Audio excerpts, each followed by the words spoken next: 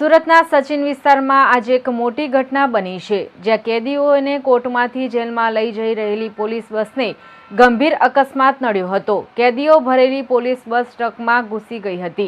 આ ઘટનામાં કેટલાક આરોપીઓને ઈજા પહોંચી છે, જેમને હોસ્પિટલ ખસેડવામાં આવ્યા છે। પ્રાપ્ત માહિતી અનુસાર આ અકસ્માત સચિન વિસ્તારમાં આવેલી એક ચેકપોસ્ટ નજીક થયો હતો।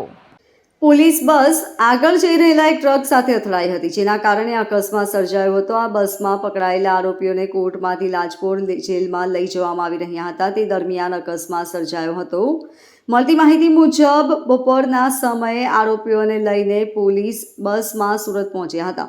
ત્યારબાદ ત્યાંથી પરત લાજપોર જેલ લઈ જઈ રહ્યા હતા। બસની અંદર 20થી વધુ કેદીઓ હતા તથા 30થી વધુ જેલના પોલીસ જવાનો હતા।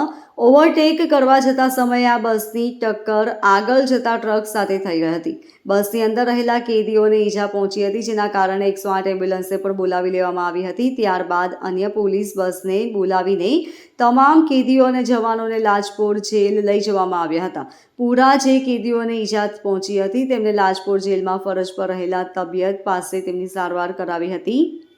બીજા જે કેદીઓને ઈજા પહોંચી હતી તેમને લાજપોર જેલમાં ફરજ પર રહેલા તબીબી પાસે સારવાર કરાવી હતી। અકસ્માત બાદ ઈજાગ્રસ્ત થયેલા આરોપીઓને તાત્કાલિક એમ્બ્યુલન્સ બોલાવી નજીકની હોસ્પિટલમાં સારવાર માટે ખસેડવામાં આવ્યા હતા।